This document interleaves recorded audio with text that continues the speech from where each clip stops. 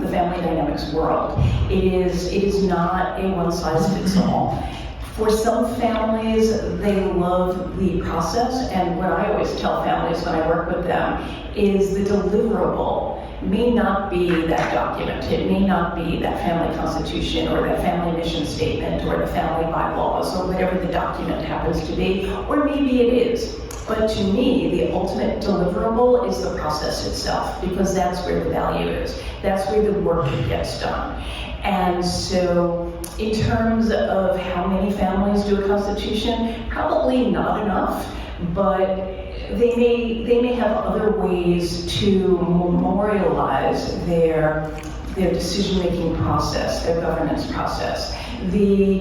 And that is not necessarily the will and the trust and the foundation governing document, the legal documents. Those are outcomes out of that governance process, but they are not the deliverable in the governance process itself. As I said, to me, the real deliverable is the process. Engaging in that process, going through the hard work of working together, talking about what it is that we agree on, talking about what we disagree on, and finding a way to come together in a way that sets down, for at least this moment in time, how we're going to resolve our differences, how we're going to make decisions, whether the decision is something huge like the family business, or it's something that to an outsider may seem more mundane, like who gets to redecorate the family vacation home, because let me tell you, that's where many problems are. To me, the who, so when I think about family governance, I tend to approach it from the old journalism, who, when, where, why, and how point of view. To me, the who of family governance is a really interesting question, because of course the wealth creators want to be often more than active. They want to be the controlling aspect of the family dynamics. So of course they're going to be part of the process. And then you think, who else is invited to a seat at the table? And often they'll say, well, of course I want my adult children to have a seat at the table. And that's very common. And very commonly you have, grandma and grandpa, and then son and daughter at the table.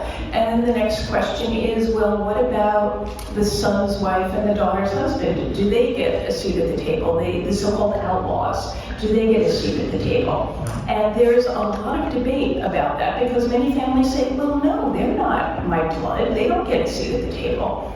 My response to that is, don't forget that these people these outlaws are the parents of your grandchildren. And don't you want them having a seat at the table while you're discussing who your family is and what your family stands for?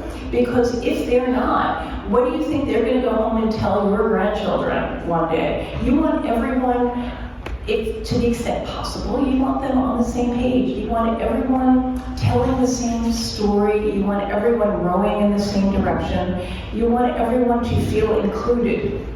Now that doesn't mean that if at your family meeting you have a few sessions that are addressed to the family business. That doesn't necessarily mean that they need to be invited to all of the sessions. But you bet, when you're discussing your family's mission, vision, values, when you are crafting your family's governance structure, when you're deciding how you're going to make decisions as a family about your philanthropy or about your values, you bet you want them involved, because they're going to be raising your grandchildren. And then the next question about the who is, what about those grandchildren? At what age do they get invited to a seat at the table? Because again, family meetings are not one and done. Ideally, they're annual events. And depending on how large the family is, how many people are involved, you may want to set up a structure for at what age they're invited to attend. And maybe you want them to be, at a certain age, they don't get a full vote, but they get to be on the junior advisory board or something, and you make them feel important, and you give them a seat at the table. And maybe they don't get to vote on what the ultimate governance structure looks like, but at least they get input and they feel heard, because at the end of the day, if you don't feel heard, then you don't have engagement in the process. Good job.